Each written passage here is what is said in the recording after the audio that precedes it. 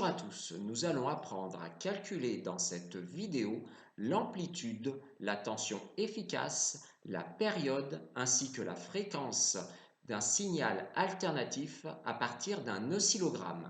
Nous allons commencer par le calcul de l'amplitude. Alors nous savons que la sensibilité verticale est de 5 volts par division, c'est-à-dire que 1 carreau à la verticale fait 5 volts.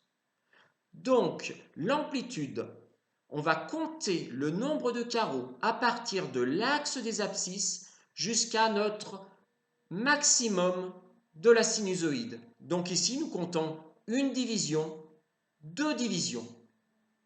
Pour calculer notre amplitude appelée aussi Umax, nous allons faire le nombre de divisions lues fois la sensibilité verticale. Donc nous avons compté 2 divisions multipliées par 5 volts par division, c'est égal à 10 volts. À présent, nous allons calculer la tension efficace du signal. La tension efficace est celle obtenue à l'aide d'un multimètre. La formule est la suivante. Tension efficace est égale à Umax divisé par racine de 2. Soit ici, 10 volts pour Umax divisé par racine carrée de 2, ce qui fait environ 7,1 volts. Nous allons à présent procéder au calcul de la période T du signal. La période est le temps nécessaire pour faire un motif à l'horizontale. Nous avons une période entre deux maximums de notre sinusoïde, mais également entre deux minimums de notre sinusoïde. Il est toutefois préférable de mesurer cette période sur l'axe des abscisses car nous disposons de sous-divisions. Une division est composée de 5 sous-divisions. 1, 2, 3, 4, 5. C'est-à-dire que chaque sous-division fait 0,2 division. Donc nous avons ici une division, 2 divisions, 3 divisions, 3,2, 3,4 divisions.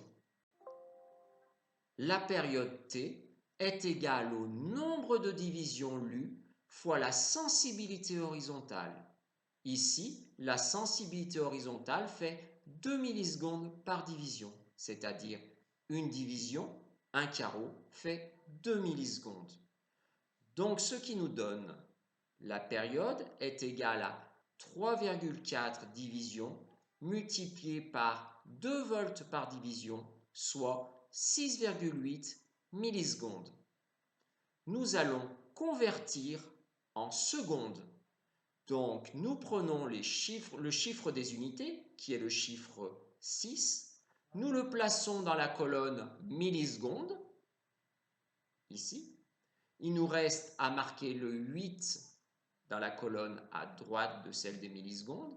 Nous voulons la période en secondes, qui est l'unité du système international. Donc, nous n'avons aucun chiffre sur ces colonnes. Nous les complétons avec des zéros.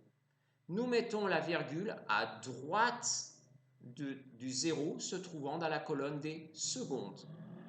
Nous avons donc une période qui fait 0,0068 secondes. Il nous reste à présent à calculer la fréquence de notre signal. La formule de la fréquence est la suivante. F est égal à 1 divisé par T. Nous mettons bien la période T en secondes, soit 0,0068 secondes comme vu précédemment. Nous avons donc F est égal à 1 divisé par 0,0068, soit environ 147 Hz. Merci à tous pour votre attention. N'hésitez pas à liker, à vous abonner et à bientôt!